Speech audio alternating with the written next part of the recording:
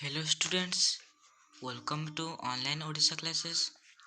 तो आज आम देखा जाऊे दशम श्रेणी साहित्य बहिर जन्मभूमि विषय जो अभ्यास कार्य अच्छी से प्रश्न गुड़िकर उत्तर गुड़िक। तो वीडियो को आरंभ करने पूर्व वीडियो को लाइक आ चैनल नुआ थे चैनल को सब्सक्राइब कर पाखर बेल आइकन को प्रेस कर दिंतु। तो चलतु एबे वीडियो को स्टार्ट करवा।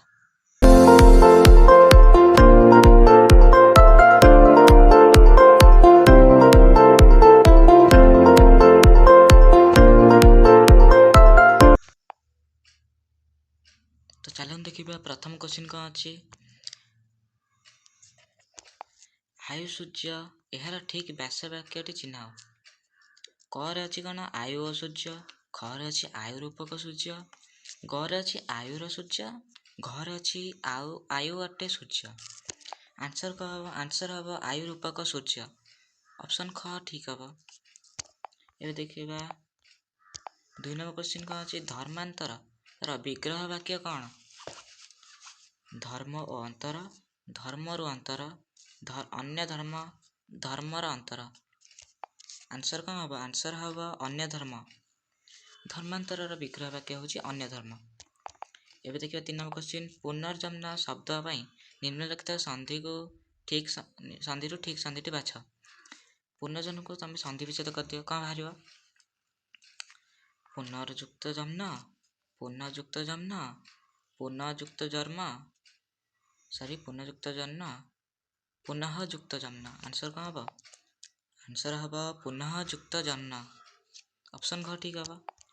4 नंबर देखिए शुष्क शब्दटी किपरि गठित होइछि। शुष्क कौन शुष्क किपरि गठित होइछि। तालबेसरे हसुकार मुन्नेश्वर हलन प्लस क। आंसर कौन हम ऑप्शन आंसर हम ऑप्शन ख शुष युक्त क। 5 नंबर देखिए 5 नंबर देखिए निम्नलिखित शब्द गुड़िक मध्य शुद्ध शब्दटी कौन। एटा देखिए शारीरिक शारीरिक शुद्ध शब्दटी कौन। सरेकार सा, रे दीर्घिकार, रे हस्यकार क। ऑप्शन ग हम ठीक आंसर। 6 नंबर देखिए ग्राम मध्य एक परिवर्त परंपरा स्वरूप निम्नलिखित मध्य क्यों उक्ति ग्रहणीय लेख। क्यों उक्ति टाइम वेस्ट करें आंसर सीधा कहूँ। ऑप्शन ग हम ग्राम जाति वर्ण निर्विशेष भाई भौणी कका खुड़ी आदि आदि भाव संपर्क रखा। ऑप्शन ग हम आंसर।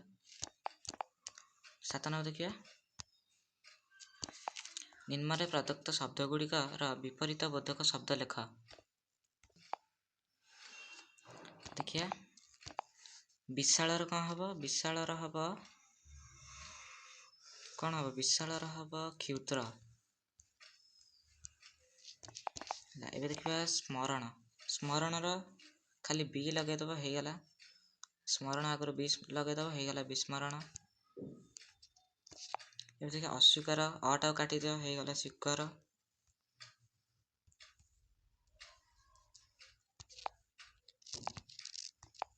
एबे अच्छी अवांछित अवांछित भी सेमती अ काटी दियो तार विपरीत हो वांछित सॉरी वांछित। प्रशंसा प्रशंसा कौन प्रशंसा हम निंदा निंदा। एबे रहा मधुर मधुर कौन हम मधुर हम तिक्त है मधुर तिक्त हम। 8 नंबर देखिए 8 नंबर कौन अच्छे 8 नंबर अच्छे निम्नलिखित शब्द गुड़िक उपयुक्त करी शब्द गुड़िक उपयुक्त वाक्य प्रयोग कर है। अभिजात फास्ट अच्छी प्रत्यय तापर सिक्त तापर प्रवंचना तापर अकर्मा तापर चिन्ह। आंसर देखीदबा देखो आंसर कौन अच्छी फास्ट थी अभिजात अभिजात कौन अभिजात घर पिला माने मान मर्यादार सह चलती। तापर थिला प्रत्यय से जेभली मिछुआ पिला ता कथा मोर सामान्य भी प्रत्यय नहीं। सिक्तर कौन देखा अच्छी वाक्य गठन कौन शिशिर सिक्त सकाळ देह को थराई थाए। प्रवंचना बुद्धिमान व्यक्ति कौन समय प्रवंचनार शिकार हुअति नहीं। ଏବେ ଦେଖିବା ଅକର୍ମା। ଅକର୍ମା ମାନେ ଭୂମିକୁ ନିନ୍ଦା କରିଥାନ୍ତି। ତାପରେ ଲାଷ୍ଟ ରହିଲା ଶୀର୍ଣ୍ଣ। ଶୀର୍ଣ୍ଣ କ'ଣ? ଖାଦ୍ୟ ବିନା ଦେହ ଶୀର୍ଣ୍ଣ ହୋଇଯାଏ। ଇଏ ଥିଲା 8 ନମ୍ବର ବାକ୍ୟ ଗଠନ। ଏବେ ଦେଖିବା 9 ନମ୍ବର କ୍ୱେଶ୍ଚିନ୍ କ'ଣ ଅଛି। 9 ନମ୍ବର କ'ଣ ଅଛି? ପାଦରେ ଦଳି ଦେବା, ପାର ପାଇବା, କଣ୍ଟ କରିବା। ଏହି ରୂଢ଼ି ଗୁଡ଼ିକୁ ବାକ୍ୟରେ ବ୍ୟବହାର କର। ଚାଲନ୍ତୁ ଆନ୍ସର ଗୁଡ଼ା ଦେଖିଦେବା। ସାଙ୍ଗମାନେ ଏଟାକୁ ମୁଁ ନିଜେ ଟାଇପ୍ କରିଛି, ସେଥିପାଇଁ ଟିକେ ସ୍ପେଲିଂ ମିଷ୍ଟେକ୍ ହେଇପାରେ, ଆଡ଼ଜଷ୍ଟ କରିଦେବ। ତ ଫାଷ୍ଟ ଅଛି ପାଦରେ ଦଳି ଦେବା। କ'ଣ? ସମସ୍ତଙ୍କ ପରାମର୍ଶକୁ ପାଦରେ ଦଳି ଦେଇ ସେ ନିଜ ଇଚ୍ଛାନୁସାରେ କାମ କରିଯାଉଛି। ଦେଖ ଏଇଟା ଦ୍ୱିତୀୟ ଛ ହବ ହେଲା। ଏଇଟା ପାର ପାଇବା, ଏଠି ପାର ପାଇବାକୁ ପର ପାଇବା ହେଇଯାଇଛି। ପିଲାମାନେ ଏ କହୁଥିଲେ ମିଷ୍ଟେକ୍ଟି ଅଛି।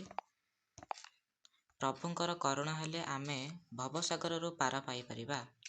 ଏବେ ଦେଖିବା କଣ୍ଟ କରିବା। ସେ ରବିବାର ଦିନ ଗାଁକୁ ଫେରିବେ ବୋଲି କଣ୍ଟ କରି ଯାଇଛନ୍ତି।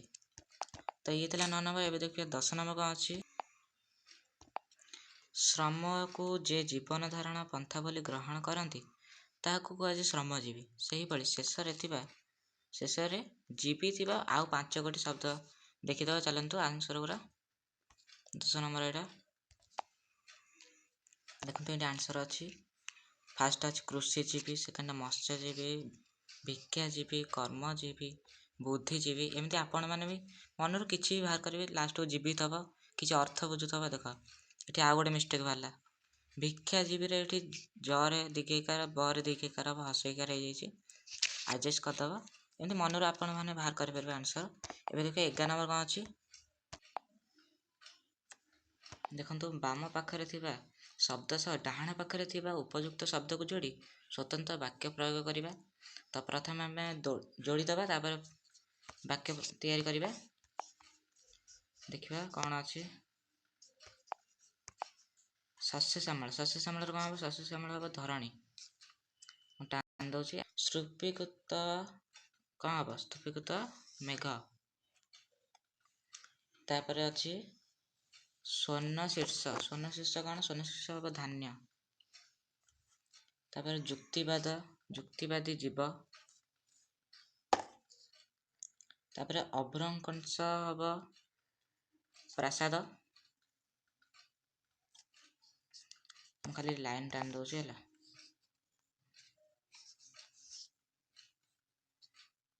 ନହେଲେ ଗଡ଼ବଡ଼ ହେଇଯାଉଛି ଟିକେ। ତାପରେ ଦୋଳାୟମାନ ପଦପଲ୍ଲବ, ଅହେତୁକ ବ୍ୟଥା। ତ ଚାଲନ୍ତୁ ଏବେ ଦେଖିବା ଆର ବାକ୍ୟ ଗଠନ କ'ଣ ହେଇଛି। ଦେଖନ୍ତୁ ଏଇଠି ଅଛି 11 ନମ୍ବର। ଫାଷ୍ଟ ଥିଲା ଶସ୍ୟ ଶ୍ୟାମଳ ଧରଣୀ। ଗ୍ରାମ ଅଞ୍ଚଳରେ ଶସ୍ୟ ଶ୍ୟାମଳ ଧରଣୀର ଦୃଶ୍ୟ ସମସ୍ତଙ୍କ ମନକୁ ବିମୋହିତ କରିଦିଏ। ସେକେଣ୍ଡ ଥିଲା ସ୍ତୂପୀକୃତ ମେଘ। ଆଷାଢ଼ ମାସରେ ଆକାଶରେ ସ୍ତୂପୀକୃତ ମେଘ ଧରଣୀକୁ ଜଳମୟ କରିଦିଏ। ତାପରେ ଅଛି ସ୍ୱର୍ଣ୍ଣ ଶୀର୍ଷ ଧାନ୍ୟ। ଶୀତ ଋତୁରେ କୃଷି କ୍ଷେତ୍ରବ୍ୟାପୀ ସ୍ୱର୍ଣ୍ଣ ଶୀର୍ଷ ଧାନ୍ୟ ଦେଖି କୃଷକ ମନ ଆନନ୍ଦରେ ବିଭୋର ହୋଇଯାଏ। ତାପରେ ଥିଲା କ'ଣ? ଯୁକ୍ତିବାଦୀ। ମନୁଷ୍ୟ ଏକ ଯୁକ୍ତିବାଦୀ ଜୀବ ଅଟେ। ଏଇଟା ବହୁତ ଛୋଟିଆ ଅଛି, ସହଜ ହେବ ଆପଣଙ୍କୁ। ଏବେ ଦେଖିବା ଅଭ୍ରଂଶଂସ। ଏଇଟା ଦେଖନ୍ତୁ ଟିକେ ଠିକ୍ ଅଛି। ଅଭ୍ରଂଶଂସ ପ୍ରାସାଦ। ସମୃଦ୍ଧିଶାଳୀ ନଗରରେ ଅଭ୍ରଂଶଂସ ପ୍ରାସାଦ ଦେଖିବାକୁ ମିଳେ। ଦୋଳାୟମାନ ପଦପଲ୍ଲବ। ରଜଦୋଳି ପର୍ବରେ ଦୋଳି ଖେଳୁଥିବା ବାଳିକାମାନଙ୍କର ଦୋଳାୟମାନ ପଦପଲ୍ଲବ ଦର୍ଶକଙ୍କ ମନକୁ ଆମୋଦିତ କରିଦିଏ। ଦେଖ ଏଇଠି ଲଟା ଟିକେ ଦ୍ୱିତୀୟ ଲଟା ହେବ, ଲ ତଳେ ଆଉ ଗୋଟେ ଲ ରୁହେ ହେଲା। ଏଇଟା ଟିକେ ମିଷ୍ଟେକ୍ ଅଛି ଆଉ। ତାପରେ ଦେଖିବା ଅହେତୁକ ବ୍ୟଥା। ବର୍ତ୍ତମାନ ସମୟରେ ବୃଦ୍ଧ ପିତାମାତା ସେମାନଙ୍କ ପୁଅ ଝିଅମାନଙ୍କ ପାଇଁ ଅହେତୁକ ବ୍ୟଥାରେ ରହୁଛନ୍ତି। ତ ଆଜି ଆମେ ଡିସ୍କସ୍ କଲେ 11 ନମ୍ବର ପର୍ଯ୍ୟନ୍ତ। ତ ଆଜି ପାଇଁ ଏତିକି ଥିଲା। ଭିଡ଼ିଓକୁ ଲାଇକ୍ ଆଉ ଚ୍ୟାନେଲକୁ ସବସ୍କ୍ରାଇବ୍ କରିଦେବେ। ପାଖରେ ଥିବା ବେଲ୍ ଆଇକନ୍କୁ ପ୍ରେସ୍ କରିଦେବେ, ଅଲ୍ ନୋଟିଫିକେସନ୍ ସେଟ୍ କରିଦେବେ। ସେ ପର୍ଯ୍ୟନ୍ତ ବିଦାୟ ନେବା। Thanks for watching.